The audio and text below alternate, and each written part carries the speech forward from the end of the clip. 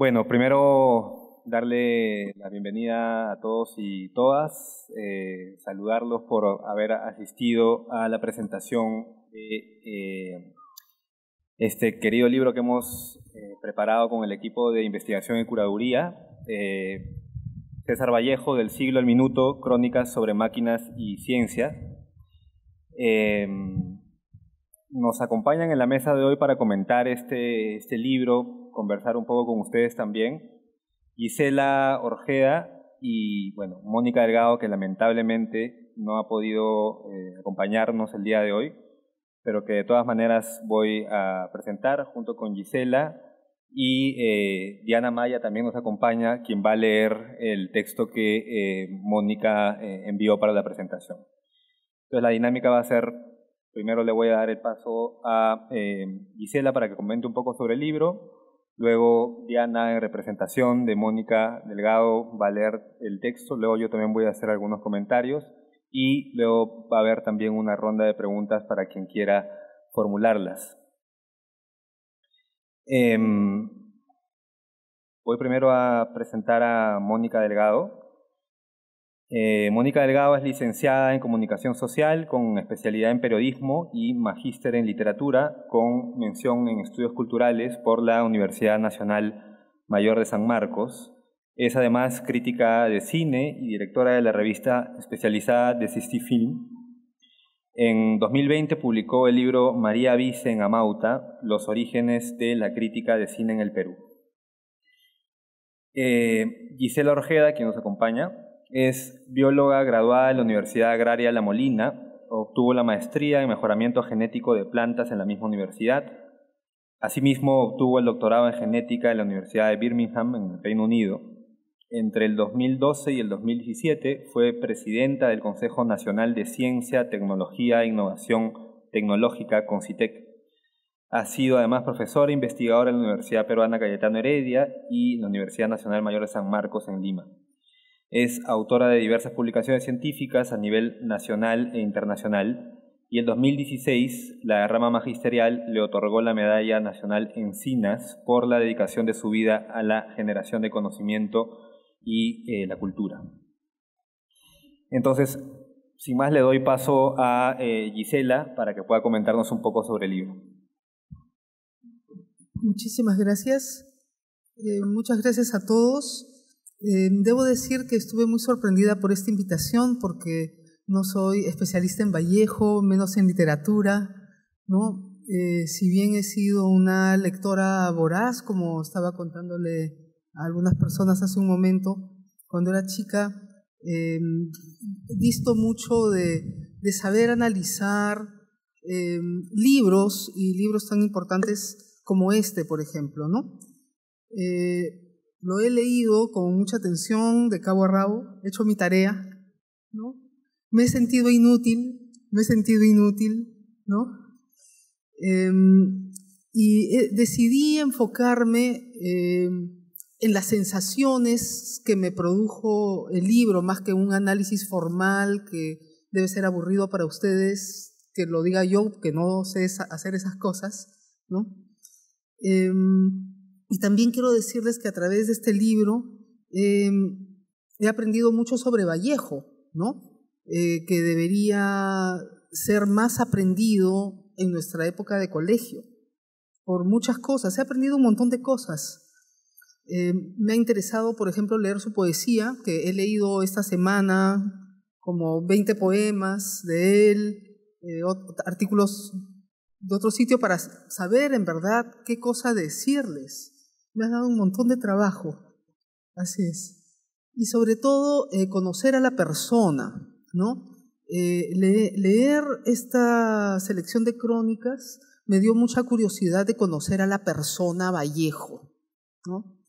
Y yo me preguntaba si a través de lo que un escritor escribe se conoce a la persona o a la máscara que esa persona se pone para ser escritor.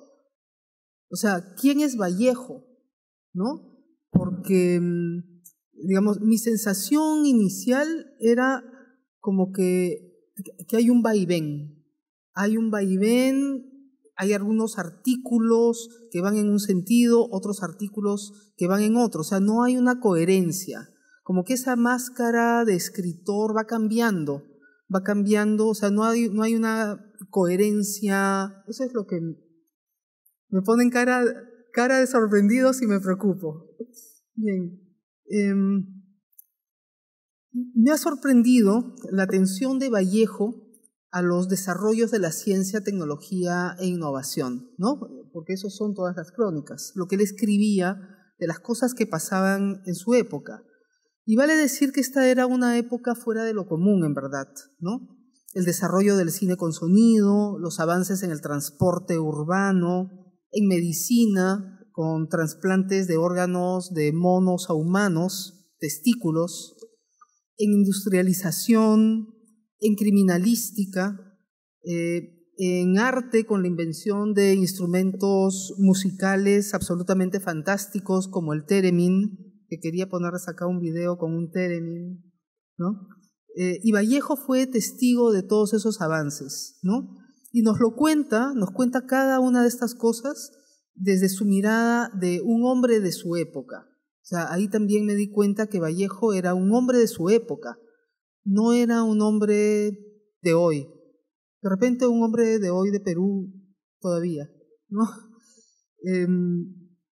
Pero no sé, o tal vez de esta máscara que la gente de literatura me ha dicho que existe en la gente que escribe, que hay como una especie de máscara, de personaje en el que se vuelve el escritor a la hora de escribir, ¿no? Lo primero que me llamó la atención es su descripción de la modernidad, ¿no? Que es radicalmente distinta de la descripción de modernidad que podría tener un científico, ¿no? Vallejo dice, por ejemplo, que nada puede llamarse moderno si no es mostrándose rápido, ¿no? Y cito, porque el ritmo de la velocidad no solo consiste en hacer una cosa pronto, sino también y sobre todo en escoger acertadamente el empleo de tiempo oportuno. Acertadamente él percibe que la velocidad es el signo de nuestro tiempo, pero esto lo lleva y lo interpreta no solo para la sociedad y los avances de esta, sino hacia adentro del ser humano, hacia las emociones. Y da un ejemplo, y cito nuevamente, 2 personas contemplan un gran lienzo, la que más pronto se emociona, esa es la más moderna, ¿no? O sea, él como que asume, y esto es cierto, y se llama imprinting en genética, es que el ambiente, que es lo que comes, lo que vives, el ambiente en el que vives, ¿no? Ocasiona un imprinting, ¿no? En nuestro ADN, en verdad. Eso ocurre en la realidad, ¿no? Y Vallejo como que percibe, ¿no?, que este sello interno es lo que describe a una persona moderna, ¿no? Y acá viene su primera contradicción, porque al mismo tiempo que en los primeros artículos él alaba la velocidad, escribe otros artículos ensalzando la vida civil de valores humanos y compara la lentitud de Madrid con la velocidad de París, ¿no? Y habla sobre la virtud del reposo en el llantar, que constituyen una virtud española. Tuve que buscar en el diccionario que era llantar, y es la hora de almuerzo. Cuenta que los extranjeros exclaman, cito, entre asombrados y complacidos, que la vida, la de Madrid, aquí nadie tiene prisa, parece que nadie trabajase, que nada se agitase. La sangre musulmana, sin duda, es formidable, dice Vallejo. Y dice, dígase lo que quiera, la vida moderna en Madrid ha logrado una dirección de gran sentido histórico y muy diversa a la de las otras capitales. La diferencia está marcada naturalmente a favor de la vida civil, en que los valores permanentes de la humanidad priman sobre el humo de la locomotora, sobre el plazo bancario, sobre la corneta del automóvil, sobre el ala convencional del aeroplano. En cambio, cuando él habla de París, él menciona a la gente de París y la admiración que Francia tiene de los avances tecnológicos, pero al mismo tiempo menciona a las gentes en París que ven al autobús como algo superior e independiente de ellas y le tienen miedo de esclavos. Entonces, estas primeras lecturas me daban como, o sea, no sabía yo bien si él admiraba la modernidad o despreciaba la modernidad, ¿no? Es como una cuestión dual, ¿ah? Entonces yo encuentro que hay un vaivén, ¿no? Ir y venir de sus opiniones en algunos artículos, en algunos ensalza y admira los avances de la ciencia, pero por otro lado muestra mucho su molestia. En su artículo sobre el Salón del Automóvil en París, él adscribe todo este progreso a la guerra, lo cual es muy cierto. Y comenta, abro comillas, un día vino la guerra, murieron varios millones de hombres en las trincheras y todo sufrió un cambio radical. De este cambio salió, como se sabe, la mala ficha para los artistas y buena para los electricistas. Hoy son los automóviles los que mandan y no los cuadros ni las estatuas, como sucedía en las sociedades del Renacimiento. Entonces, eso para mí habla de verdad de lo que él pensaba de la ciencia. Me parece que para él no era algo muy bueno. No sé, ustedes que lo han estudiado más que yo estoy juzgando solo a partir de este libro, porque yo aquí en esa frase leo nostalgia y también leo reprensión al curso que está tomando la sociedad, ¿no? Y también me parece que se burla de algunos artistas que aman la tecnología, ¿no? Como Ricciotto Canudo, ¿no? Porque Ricciotto Canudo habla que es el cine, la síntesis del arte y la ciencia, ¿no? Y a Vallejo no le gusta a Canudo y lo critica.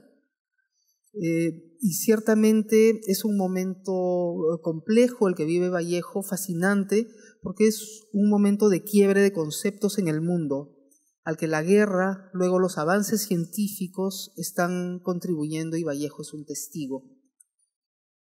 Veo un cambio a partir de sus artículos de 1927, ¿no? Por ejemplo, en su artículo sobre ídolos de la vida contemporánea, donde él nos dice, y en un tono muy religioso, como si estuviera hablando un sacerdote, en verdad os digo que las vanguardias salvarán a los hombres. En verdad os digo que los vanguardistas son los enviados de Dios. Abomina a los que no creen en Charlotte, en Josephine Baker, en Lenin, en Einstein, en Susan Lenglen, en el radio, en los versos con punta, en la Tour Eiffel. Ahora, dentro de todos los artículos, el que más me ha gustado es en el que él habla sobre la música de las ondas etéreas y describe la invención del theremin, ¿no? El theremin, para aquellos que no saben, es un aparato inventado por un ingeniero que estudiaba gases y que por azar, igual que se descubrió la penicilina, él por azar descubre que cuando mueve sus manos entre dos antenas del aparato con el que estaba estudiando los gases, se emitía un sonido y si se acercaba la mano era más agudo y se la alejaba era más grave. Y en la otra antena se subía el volumen y se bajaba el volumen. Entonces él inventa este aparato que es realmente fantástico y es mágico verlo tocar y no es muy fácil tocarlo, o sea, en realidad se toca sin tocarlo, ¿no? Moviendo las manos.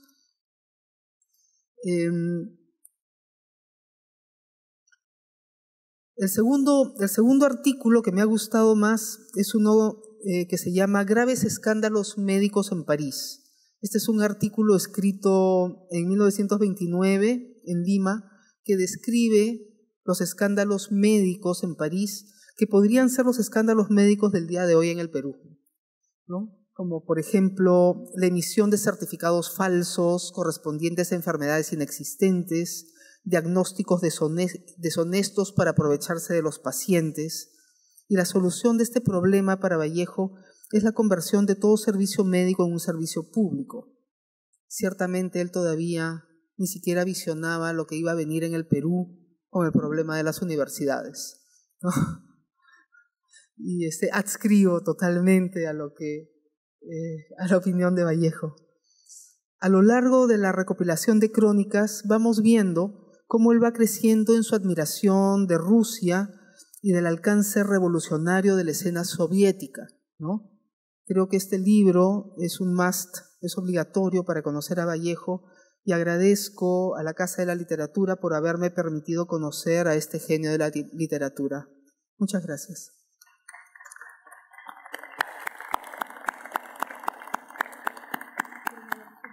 No. Bueno, muchas gracias, Gisela. Vamos a darle el pase a Diana Maya, que va a compartir con nosotros el texto que envió Mónica Delgado. Gracias, Rodrigo. Mónica nos envió este texto porque, como ya también mencionó Rodrigo, no va a poder asistir, acompañarnos, pero bueno, les comparto, les leo.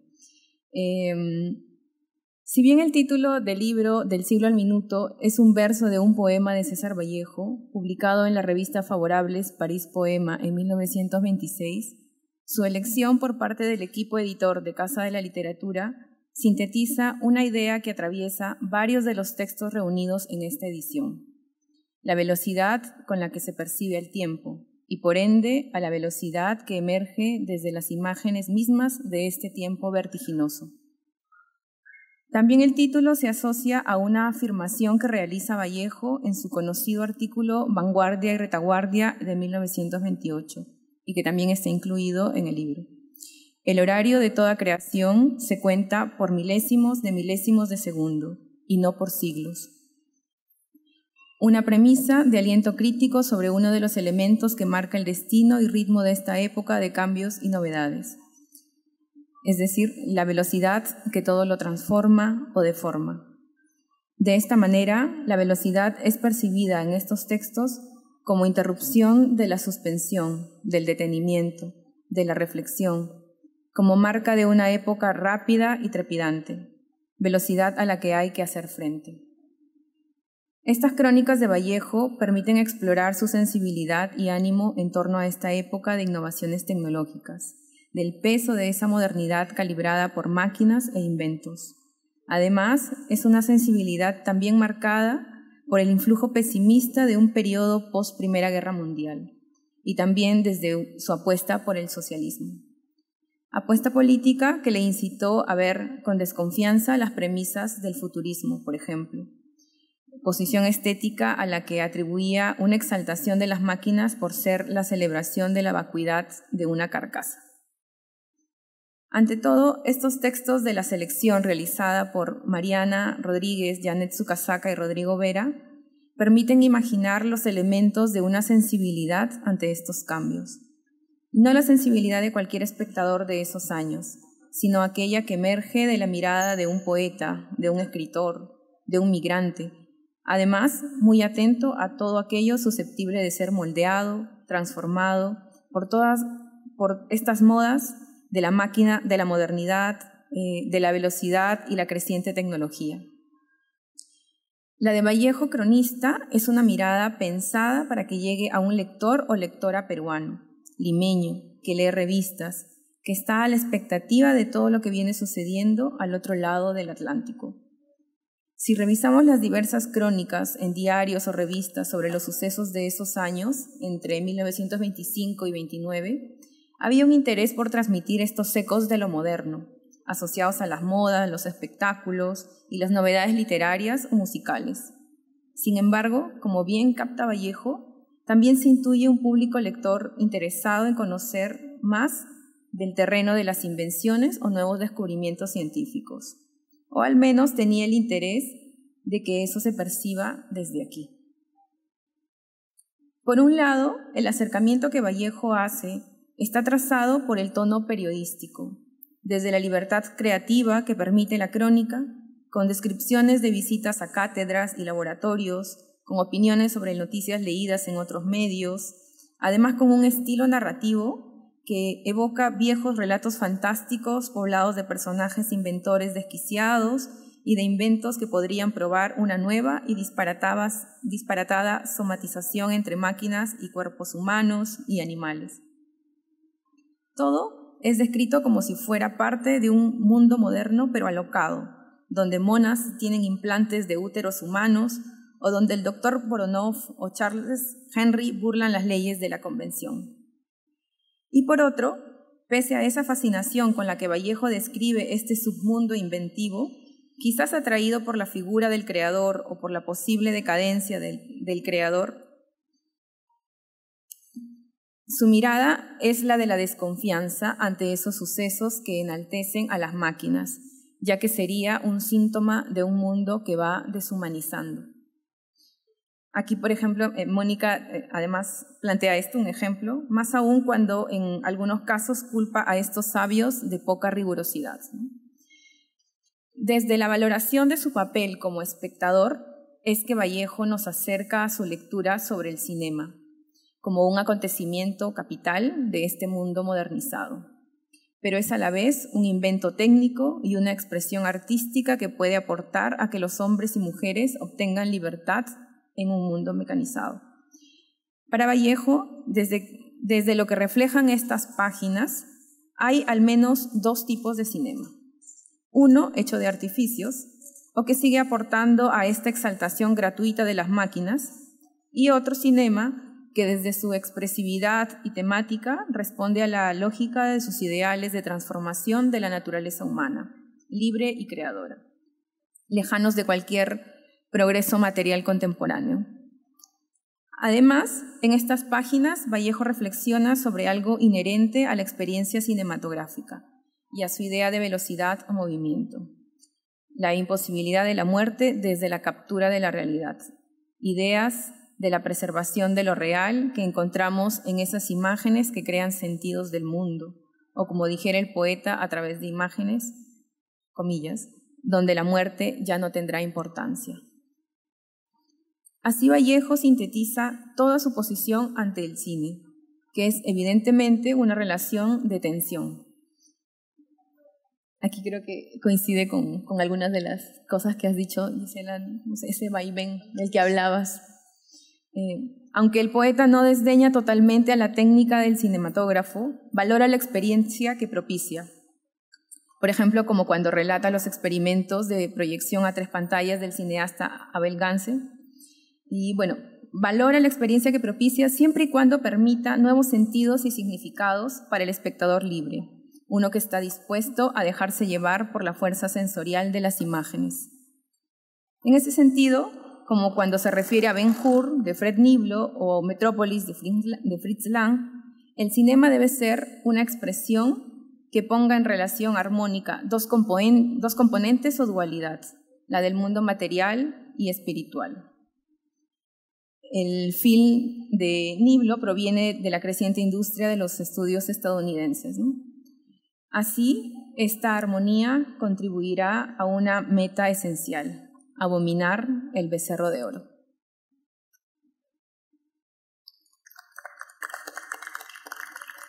Para Mónica. Bien, gracias Diana, y a través de Diana gracias también a Mónica por las palabras que ha dado en torno a este libro. Yo quería comentarles un poco sobre el proceso de elaboración que condujo al equipo de Casa Literatura para primero idear este libro y sacarlo adelante, ¿no? En relación a los criterios que nos propusimos para hacer esta selección, esta antología. Lo primero que quiero destacar es que la publicación surge de un largo proceso de investigación en el cual estamos todo el equipo de investigación y curaduría sumidos hace ya más de un año, creo.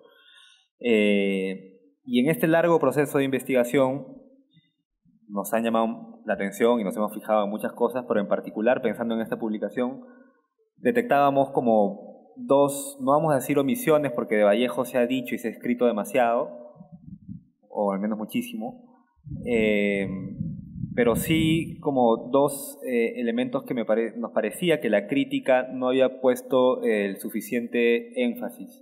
El primero es el lugar, la importancia que tiene la crónica como género en la obra de Vallejo, y el segundo es la también importancia del lugar que adquiere, como el título del libro mismo lo indica, la ciencia y la tecnología, las máquinas en su obra.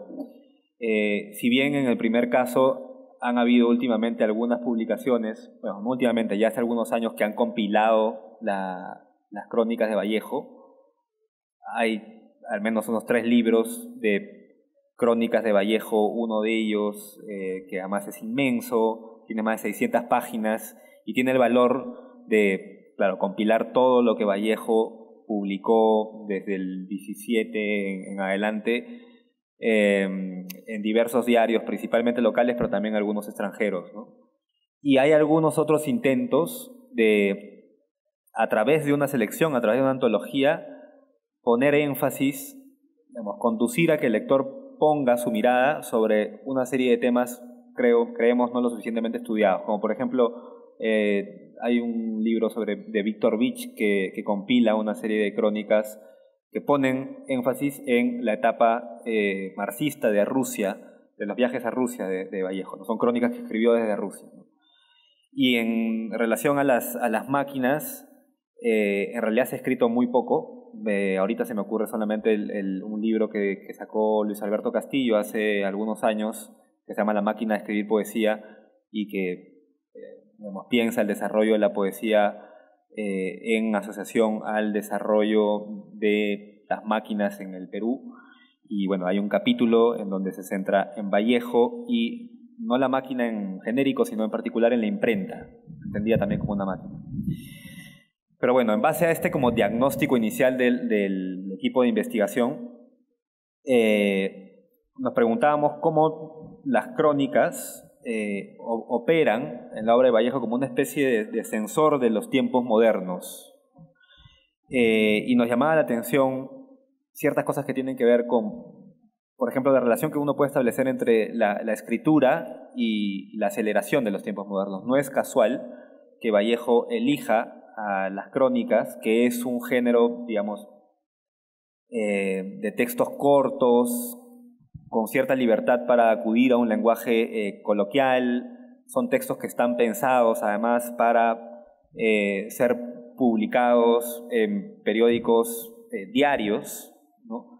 Entonces es como un texto diseñado para ir como a la saga del hecho, de la noticia, y en ese sentido la aceleración de los tiempos modernos es, digamos, condensada, recibida, ponderada, analizada, criticada por Vallejo en este género que además cuya etimología no es gratuita, ¿no? Crónica viene de cronos, ¿no? Que es el tiempo.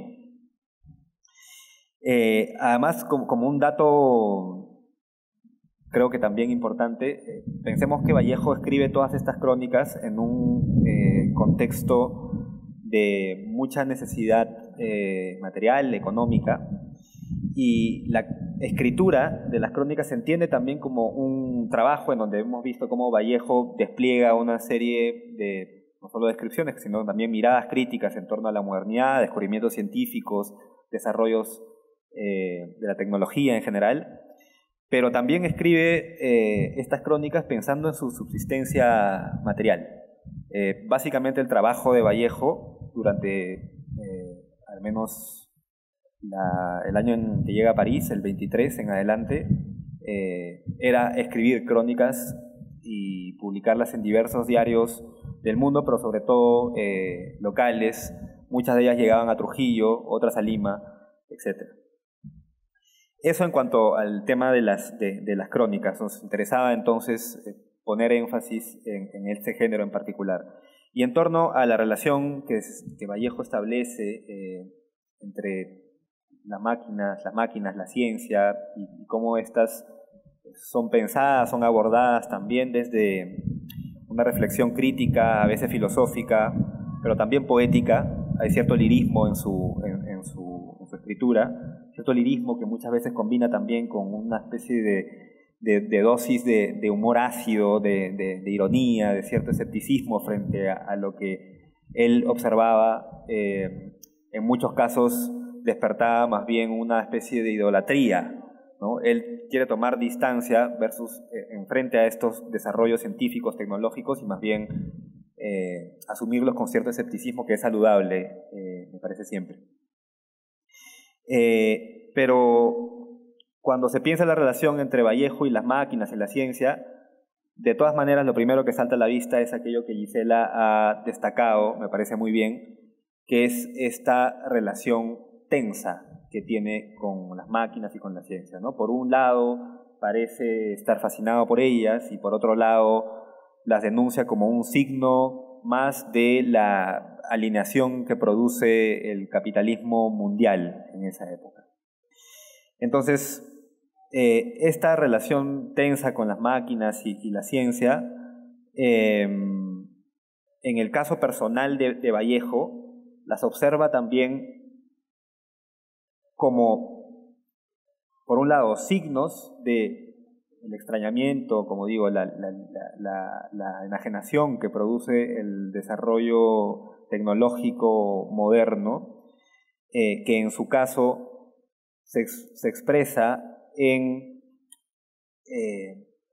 digamos, la miseria, la necesidad económica, la explotación que él vivió en carne propia en París, pero que también fue testigo de ella en Santiago de Chuco, en Trujillo y a lo largo de su vida. Entonces, por un lado está esta idea de la ciencia, la tecnología como signos de explotación y de enajenación del hombre frente a la máquina, pero por otro lado también piensa a la ciencia en su potencialidad, ¿no? Es decir, en el fondo la pregunta que puede atravesar todo este texto es ¿qué puede el hombre? ¿No? ¿Qué puede el hombre? Y en esa pregunta se convoca el arte, se convoca la ciencia, se convoca la literatura. Entonces la pregunta por la potencialidad, las posibilidades del humano, me parece que son claves cuando Vallejo, digamos, quita el pie del acelerador y piensa también las posibilidades fructíferas, con cierta esperanza que nos puede ofrecer la ciencia y el desarrollo de la tecnología. Un punto más que quería destacar y que es una constante en todas estas crónicas de Vallejo es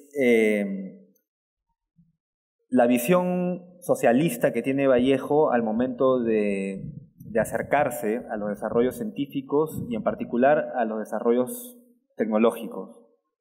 Es conocida la crítica que Vallejo hace a las vanguardias, en particular al futurismo italiano, en términos de lo que él llama una idolatría de las máquinas, de la industria y de todo el desarrollo técnico que vivió en la época.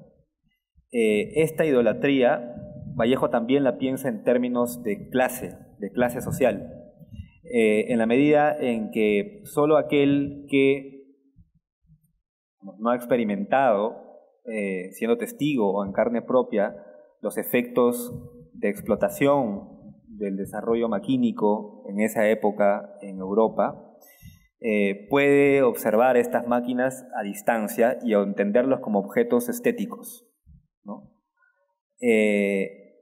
Y es importante notar, creo, que Vallejo no cae en esa trampa, entre muchas otras razones, porque Vallejo, digamos, no descubre las máquinas en Europa, en París. Ese es, creo, una de los lugares comunes que se suelen repetir, ¿no? O sea, Vallejo, que sale de Santiago de Chuco, provinciano, relativamente pobre, llega a Trujillo, comienza a experimentar cada vez más necesidades económicas. Lo mismo le pasa en Lima, y en París ya es la miseria en muchos casos absoluta, radical, ¿no? O sea, pasó hambre. Y en ese sentido la llegada a París es como la entrada a la gran modernidad y a la gran tecnología, y por lo tanto el conocimiento de las máquinas y de la ciencia. Pero recordemos que Vallejo tiene una aproximación a la ciencia anterior a su llegada a París. En primer lugar, desde un plano muy básico, él fue profesor en el Colegio San Juan de Trujillo de muchos cursos, entre ellos un curso de biología. De hecho, las metáforas referentes a la biología, a la química, aparecen desde sus primeros poemarios, desde Los Heraldos Negros, pero de modo más claro en Trilce y en Poemas Humanos. pero además Vallejo, recordemos que trabajó un tiempo cerca a las mineras en Quirubilca, al norte de la Libertad, cerca a Santiago de Chuco, ¿no? Y desde allí, desde muy joven, vio los efectos de la explotación de la industria en relación a los trabajadores proletarios. Y por último, un dato que también tiene que ver con una cosa anterior al viaje a Europa es la relación que tuvo con las máquinas en términos de imprenta, ¿no? Sabemos que Vallejo escribió Trilce en la cárcel de Trujillo, pero imprimió Trilce en los talleres de la penitenciaría, lo que hoy es el centro cívico, ¿no? Y además Trilce se imprimió con el trabajo de los mismos prisioneros, en conjunto con Vallejo. Se sabe que Vallejo también asistió todo este proceso, estuvo muy de cerca, e incluso hay un cuento que se llama Liberación, que está en escalas melografiadas, en donde hay ya una reflexión allí sobre lo que la imprenta, que es un lugar de máquinas para escribir, ¿no? de máquinas tipográficas, ¿no? Ocasionaba en los trabajadores. De manera que la relación que Vallejo establece con las máquinas es una relación que en el fondo te lleva a pensar la relación que establece con el trabajo. Entonces, no es tanto una estética de la máquina, la de Vallejo, por lo tanto está muy lejos de ser una especie de futurista, ¿no? Sino es una relación con el trabajo, el lugar que tiene el trabajador en este contexto. Ahí podemos pensar desde los poemas referentes a los mineros, por ejemplo, poemas humanos, ¿no? Los mineros salieron de la mina, pero también podemos pensar en textos como los que están hacia el final de esta publicación, en donde Vallejo queda fascinado por lo que él llama el nuevo teatro ruso, ¿no? Y lo que le llama la atención de este nuevo teatro ruso es que, a diferencia de todo el cine de Hollywood, que es una, digamos, espectacularización de la tecnología y de las máquinas como resultado, digamos, lo que puede producir la tecnología como efecto, como resultado, el teatro ruso lo que hace es justamente descender a ese punto en donde las máquinas, antes que ser elementos que producen cosas, son elementos que son activados por personas que viven en explotación, que viven en condiciones míseras muchas veces, y lo que refleja Vallejo en un texto como el que cierra la antología, el nuevo teatro ruso, es lo que él llama una puesta en escena del trabajo, ¿no?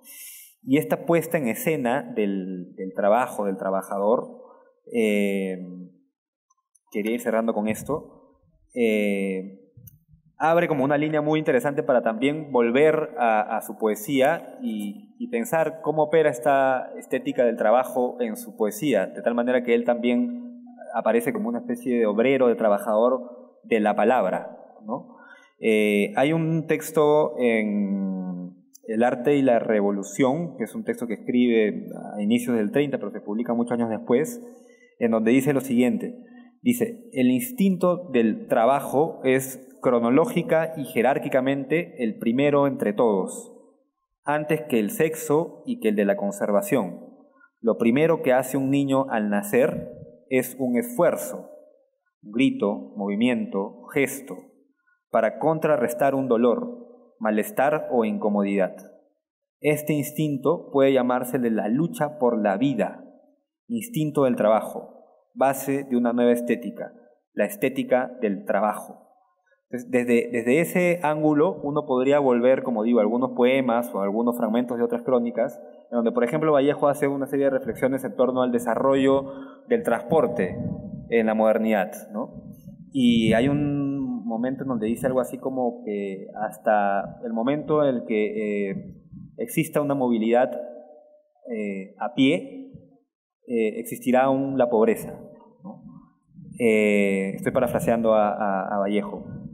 Pero eso es bien interesante porque claro, justamente sin un desarrollo técnico lo que tiene el hombre es su propio cuerpo. Y esto quiere decir su propio esfuerzo, su propio cansancio. Lo que hace el transporte, pensemos cotidianamente en nuestras vidas, es muchas veces ahorrarte ese cansancio para llegar más rápido de un punto a otro. Pero el que no tiene esa posibilidad, y eso lo destaca, por ejemplo, en las crónicas sobre el Salón del Automóvil, ¿no? Que todos los ricos disfrutan y pueden observar, ¿no?, el automóvil, pero el que no tiene la plata para adquirirlo, tiene solamente su propio cuerpo y ahí hay cansancio, ¿no? Entonces, ese es un modo de articular, por ejemplo, una reflexión sobre el desarrollo del transporte y lo que implica el propio cuerpo, que es un cuerpo que se cansa en la medida en que no puede adquirir no puede ser parte de ese desarrollo tecnológico. Bien, creo que me he extendido un poco. Quería, no sé si solamente cerrar con leer un fragmento de un poema de Vallejo que me parece que puede sintetizar algunas de las cosas que hemos venido conversando, y además está bacán, creo, cerrar con poesía, ¿no? Este es un poema que parecen poemas humanos, que se llama Dos niños anhelantes, y hacia el final dice lo siguiente: lo sé, lo intuyo cartesiano, autómata, moribundo, cordial, en fin, espléndido. Nada hay sobre la ceja cruel del esqueleto, nada entre lo que dio y tomó con guante la paloma, y con guante la eminente lombriz aristotélica, nada delante ni detrás del yugo, nada de mar en el océano, nada en el orgullo grave de la célula, solo la vida, así, cosa bravísima. Sí, quería cerrar entonces con ese verso de Vallejo, con esa estrofa de Vallejo. Gracias. Tiene algo, sí.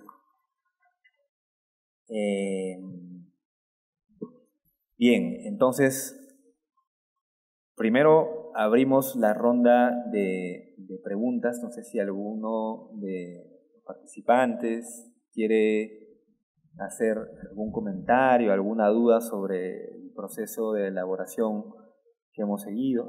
Aquí están preguntas. ¿Son preguntas? Ajá.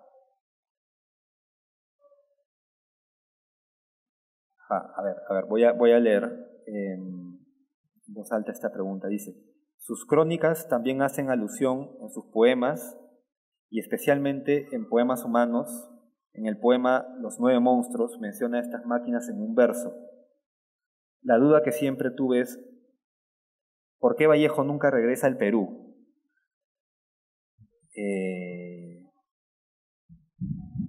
Supongo que alguien quiere comentar algo, si no. A ver, con Diana vamos, si no, acercándonos a esta pregunta.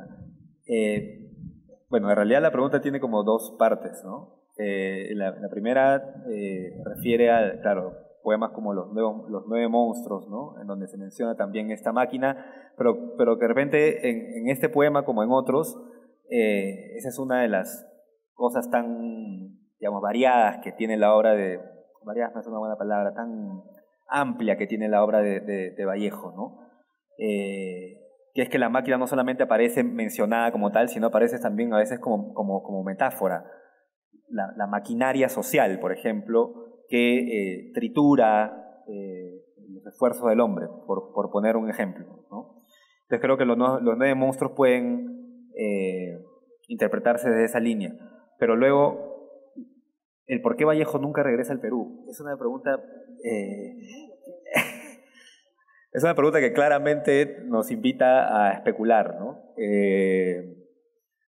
Pueden ser infinitas las razones por las cuales uno deja el Perú y uno nunca vuelve a él, pero creo que una posible vía para abordar esta pregunta, primero, es la constatación material, como acaba de decir Gisela, ¿no?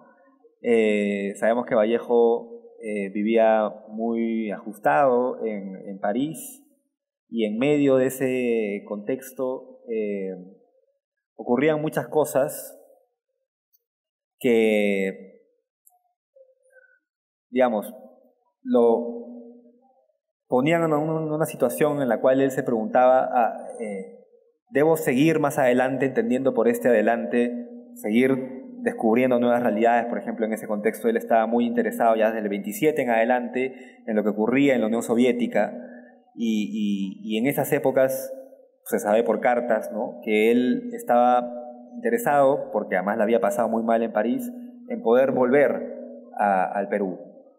Pero ese deseo se entrecruzaba con el deseo de lo que en ese momento se constituía como la utopía socialista, la posibilidad de hacer la revolución mundial, ¿no? Y finalmente decide, con ese mismo dinero, viajar a Rusia y luego a Madrid, recibe una beca del gobierno español también, y luego se ve envuelto en toda esta dinámica en donde el arte no era solo una cosa para circular en museos o en galerías, sino era, digamos, una fuerza que estaba pensada no para desarrollar nuevos estilos estéticos, sino más bien para transformar la vida, la existencia de las personas. De hecho, eso es la gran utopía de las vanguardias, ¿no?, de la que Vallejo era parte, por más que él renegaba de ellas, ¿no? Articular el arte y la vida, ¿no?, pensar el arte y la vida como parte de un mismo proceso. Sí. Pregunta para Gisela. A ver, Gisela, me gustaría conocer tu opinión en torno a la mirada de Vallejo sobre los trasplantes, la genética. ¿Qué implicaría para alguien del siglo XX estar ante tales acontecimientos? Antes, alguien del siglo XX, o sea, los años 20 y 30, ¿no? Bueno, en realidad Vallejo nos habla en su crónica sobre este asunto de los trasplantes de testículos a humanos, ¿no?, como un remedio para la infertilidad. No era un remedio para la infertilidad, sino como un mecanismo de mantenerse joven. Por un lado estaban unos médicos que observaron que la fuerza, la vitalidad, etcétera, estaban ligadas a hormonas masculinas, ¿no? Y entonces se preguntaban, bueno, si ponemos testículos de mono en un hombre de 80 años, él va a volver a ser joven, ¿no? Él va a comenzar a recibir todas estas hormonas.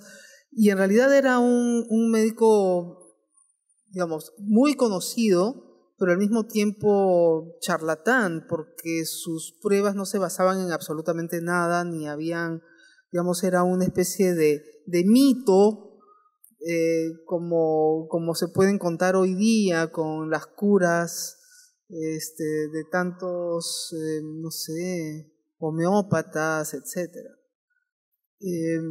Entonces, me parece que era Voronov o algo así, el médico Voronov, ¿no?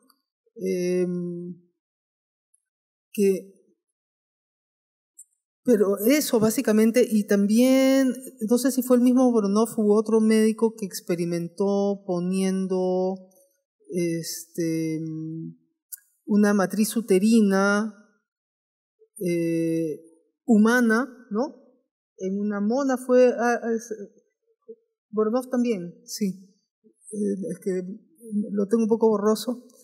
Entonces, claro, los diarios dieron mucha cuenta de todo esto, pero eran desde un punto de vista periodístico, con ganas de vender el diario, pero en verdad, o sea, Vallejo daba cuenta de estas cosas, ¿no? Y ahí yo tengo una pregunta, o sea, ¿cómo mandaba sus crónicas al Perú? O sea, por barco. Llegaban 3 meses después, no sé, por lo menos 3 meses después, o sea que perdían su sentido de crónica, de rapidez, pero era lo más rápido de la época, ¿no? O las mandaban por... No había telégrafo, que atravesar el Atlántico, no sé. No lo sé. Esa es una pregunta que me he hecho. El telégrafo creo que ya existía. Sí, pero no sé si atravesaba el Atlántico. No lo sé. Sí las enviaba por barco, y en algunos casos me parece que actualizaban la fecha de publicación. Ya. ¿No?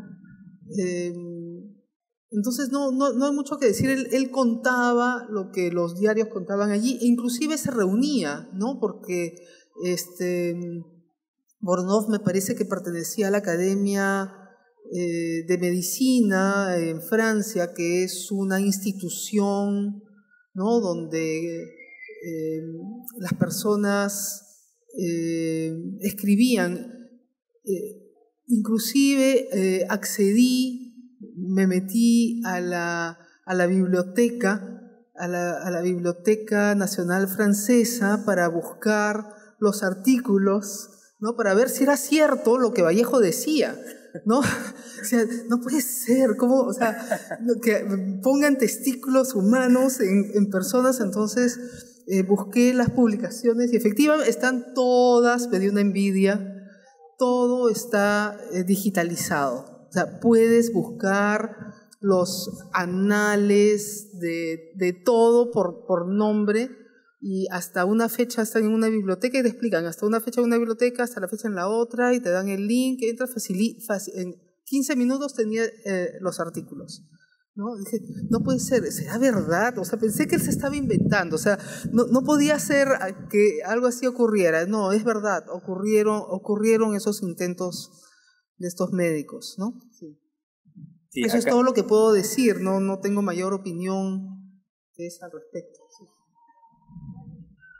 Tiene que ver con ese momento que también citabas de quiebre de conceptos, ¿no? Me parece con Mariana y Janet, que son parte también de la publicación, indagábamos un poquito, no pudimos hacerlo mucho, pero sí nos encontramos con que es un momento en el que la ciencia está nuevamente en un momento de asentarse y de definir que es una forma de conocimiento que necesita un método, a diferencia de lo que se va relegando, que sería la pseudociencia, que, bueno, no dejó de existir, pero sí se diferenció, ¿no? Creo que parte de eso es también toda esta... este enrollo que hay sobre experimentos que hoy podríamos ya diferenciar como científicos de otros, que es más especulativo. Y él se reunía, ¿no? Se reunía con los científicos, conversaba, ¿no?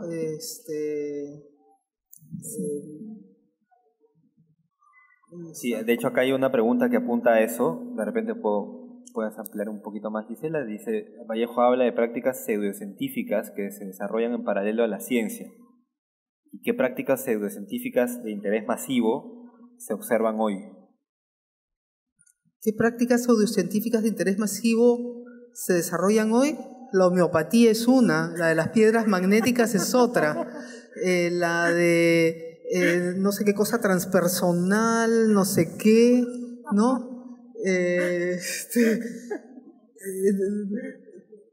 Esas son las prácticas pseudocientíficas. Bueno, incluso en ese contexto, recordemos, por ejemplo... una pirámide, que te ponen una pirámide, que además la Universidad Pedro Ruiz Gallo financia con dinero del Estado estudios sobre pirámides, donde ponen a gente enferma abajo de una pirámide para recibir energía. Esas son prácticas. Sí, no, decía que justo en ese contexto recordemos todas las luchas de Vallejo contra la vanguardia, y mencioné el futurismo, pero también con el surrealismo, ¿no? Y sabemos la relación que quería establecer el surrealismo con el psicoanálisis, que en ese momento era considerada justamente una pseudociencia. Hasta ahora, ok. Pero además, en ese contexto también, a finales de los 20... Sí, a finales de los 20, Vallejo, bueno, se adhiere al marxismo, aunque siempre con, digamos, ciertas reticencias críticas a lo que él llamaba los doctores del marxismo, marxistas de manual, ¿no? Pero en las crónicas que aparecen en Rusia en 1931, claro, en su introducción es súper reveladora, ¿no? Porque es casi como... Quizás ese fue uno de los motivos por los cuales al final decidimos no incluir esas crónicas, porque Vallejo en ese momento está tomado por el marxismo, ¿no? Y habla del marxismo como una disciplina científica objetiva, y que él casi solamente iba a describir lo que país que estaba experimentando el desarrollo de esta disciplina científica que era Rusia, ¿no? Él iba a describir esta situación, ¿no? De un modo como riguroso, objetivo, casi eludiendo cualquier subjetividad que es un signo de la burguesía, ¿no? Así lo planteaba él, ¿no? Entonces, digamos que tiene muchas crónicas de críticas a la pseudociencia, pero él tampoco era del todo ajeno a ello, ¿no?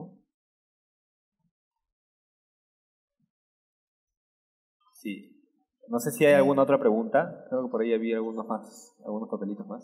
Sí, ¿por qué consideras el psicoanálisis?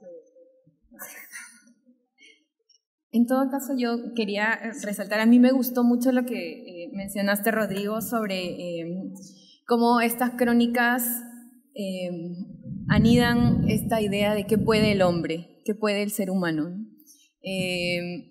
Lo conecté con algunas reiteraciones que tiene Vallejo en torno a la inquietud inagotable del ser humano, y que es esa inquietud la que lo mueve a inventos, a experimentaciones en los distintos campos, ¿no? del conocimiento humano.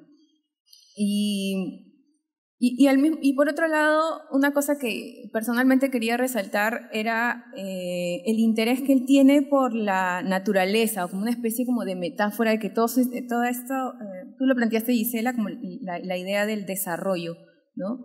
Ese progreso que el ser humano va conquistando a lo largo de todos sus logros científicos, de todos sus descubrimientos. Él igual lo sigue comparando con lo natural o con la naturaleza. Y de hecho, bueno, también Mónica lo resaltaba en una de las citas que ahora leo, que dice: el horario de toda creación se cuenta por milésimos de segundo y no por siglos, ¿no? Hay una transformación que se va construyendo finamente, y que él en otro texto nuevamente compara con la naturaleza. Él dice, estoy en un gran descubrimiento científico, él dice, la vida quiere pues realizarse linealmente, fluyendo, con justeza y sin apremio, a lo largo de su alambre sutil, de una sutileza heroica y temporal. El tiempo da el diámetro del alambre. No se puede precipitar ni retardar los acontecimientos. Naturam non facit saltus. La naturaleza no da saltos, ¿no? No se salta hacia adelante ni hacia atrás. Entonces, esta preocupación o esta pregunta que él tiene constantemente también de si la ciencia es buena o mala, digamos, para ponerlo en blanco y negro, ¿no? Si bien ni él mismo la responde, y hay toda esta tensión de la que ya hemos hablado, creo que sí trata de volver a la naturaleza como para encontrar por allí, no necesariamente salidas, ¿no? Pero sí un modo sugerente de comprender qué hacemos o qué estamos logrando con estas inquietudes.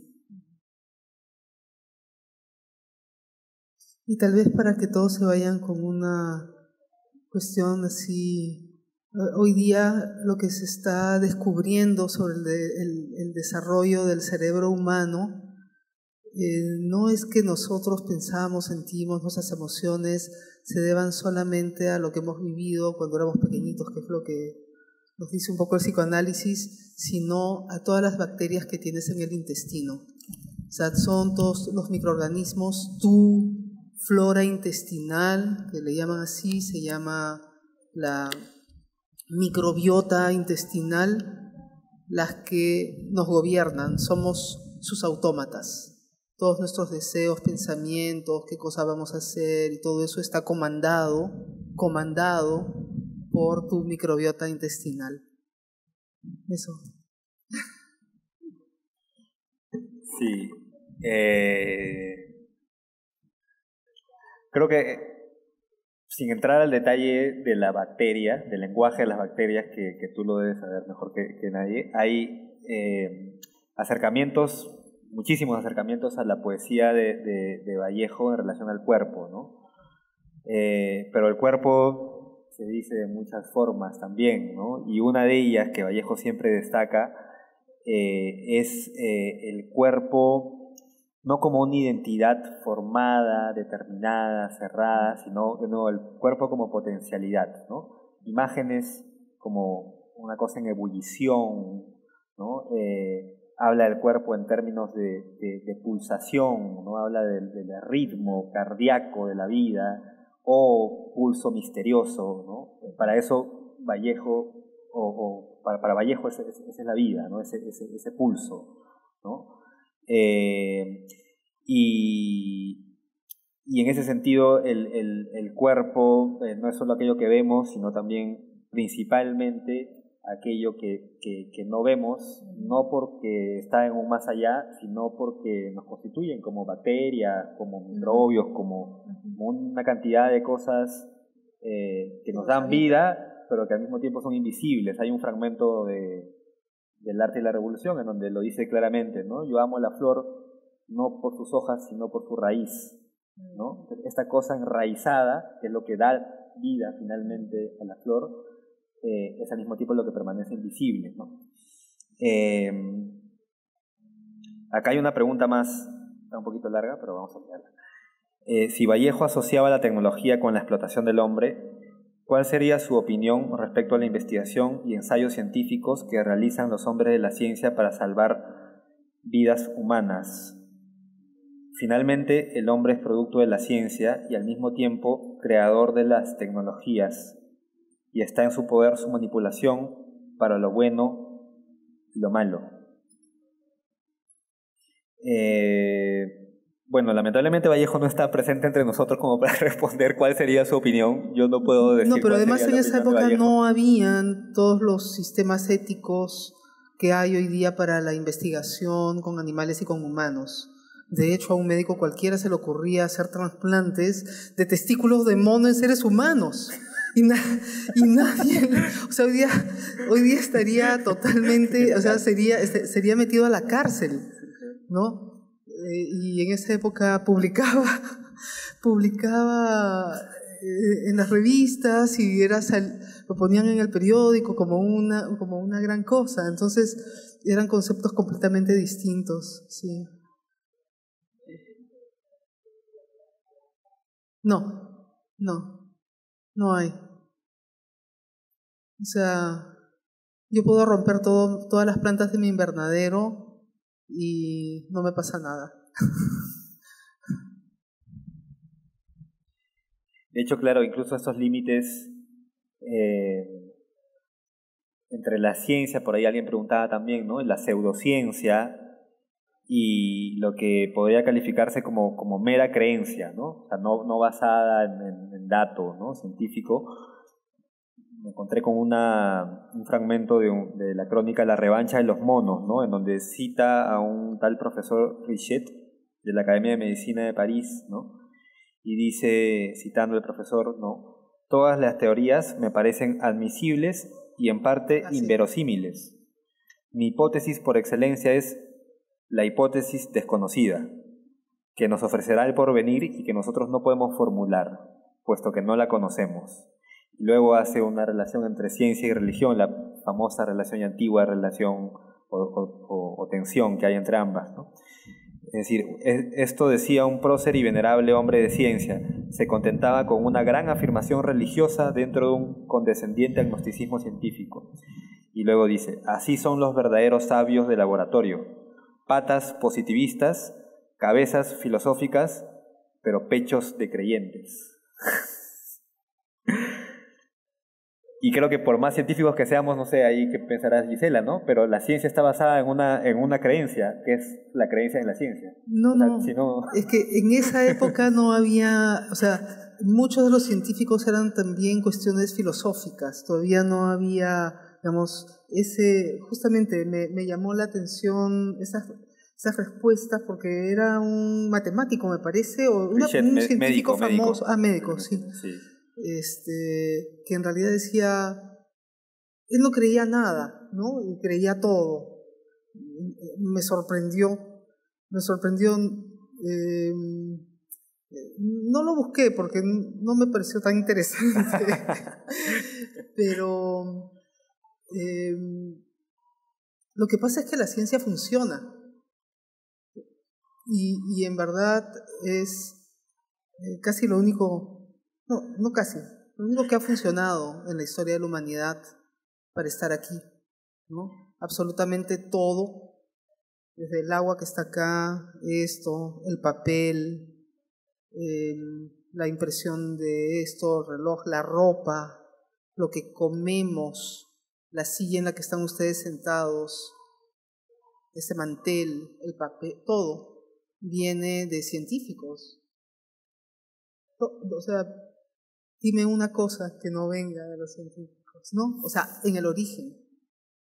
Y luego hay toda una transformación, ya, por los ingenieros. Los ingenieros no son científicos, ¿eh?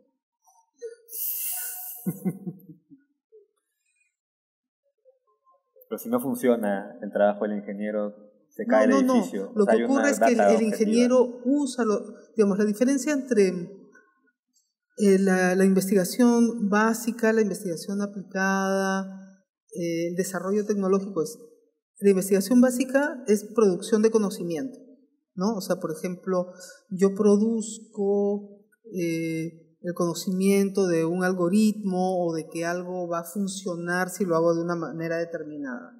O de que, por ejemplo, exploro los compuestos que produce una planta, ¿no? Entonces produzco conocimiento sobre esa planta. Eso es la investigación básica. La investigación aplicada es, tenemos gente con tuberculosis. De repente estos medicamentos, porque yo he visto que toman una infusión de estas plantas que son de la misma familia, voy a probar si estas sustancias que ha descubierto mi colega allí funcionan para la tuberculosis. Entonces eso es la investigación aplicada, ¿no? También es producción de conocimiento, pero con un fin.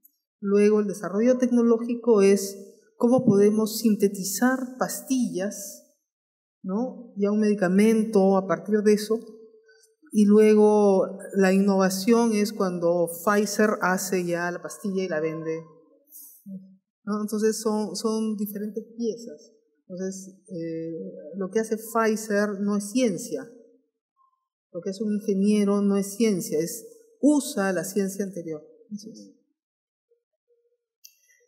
acá hay un par de preguntas más que quizás puedan aterrizar estas últimas reflexiones que estamos teniendo, o que tú y le estás planteando. Dice, a partir de lo reflexionado por Vallejo en sus crónicas, ¿qué podría decir hoy sobre la ciencia, la tecnología y las artes, de lo que augura para el futuro en estas disciplinas, más ahora después de la pandemia y sus consecuencias? Yo creo que es fundamental un acercamiento, porque la mejor manera de aprender sobre la naturaleza y sobre la ciencia es a través de la emoción. Y la emoción, y ese es el rol del arte, ¿no? Generar emociones, o sea, es mi idea de lo que debería ser el arte, es generar emociones que nos transformen, ¿no? Y que pienso, de repente me estoy equivocando. Entonces, hay personas que son naturalmente científicas, que desde chiquititos nos hemos emocionado con las cosas científicas. Entonces, esa parte es compleja, tenemos un acercamiento como natural, ¿no? Porque desde pequeñitos nos ha emocionado eso, entonces nos hemos interesado. Pero otras personas no les hace clic, ¿no? Entonces allí viene el rol del arte en emocionarlos por cosas que son complejas, porque es importante que la gente, por un lado, que los científicos se acerquen al arte, pero también es importante que la gente que no ha tenido ese clic inicial o en toda su vida también se acerquen a la ciencia, porque es un acercamiento con la naturaleza. Esa es mi opinión. Esta cosa fundamental, ¿no? Esta cosa fundamental que Aristóteles decía de la filosofía nace del asombro, ¿no? Lo mismo podríamos decir de la ciencia y de las artes, solo que son caminos diversos que, en cuanto a ese objeto o eso a partir del cual ese asombro se termina canalizando, ¿no? Pero creo que digamos, en la base la vocación tanto del científico como del artista o como del filósofo o como de cualquier persona que quiera acercarse a la naturaleza y las cosas, por llamarlo de algún modo, es la pregunta, ¿no? La pregunta es la forma como racionalizada, digamos, de ese asombro, ¿no? De esa búsqueda. Y por eso hemos pensado en ti, Gisela, para invitarte. No me preguntaba por qué. Claro, no para que funjas de castigo divino, dije yo, ¿no? Sino para justamente articular estas disciplinas que suelen estar muy separadas entre sí y que ahora la pandemia nos ha demostrado, como bien lo has dicho, que la ciencia no es una disciplina universitaria, ¿no? No es algo que está solo en los laboratorios, sino que está atravesando cada uno de nuestras actitudes cotidianas, porque en el fondo lo que está puesto en juego, como lo decía Vallejo, es la vida, la posibilidad de la vida, ¿no?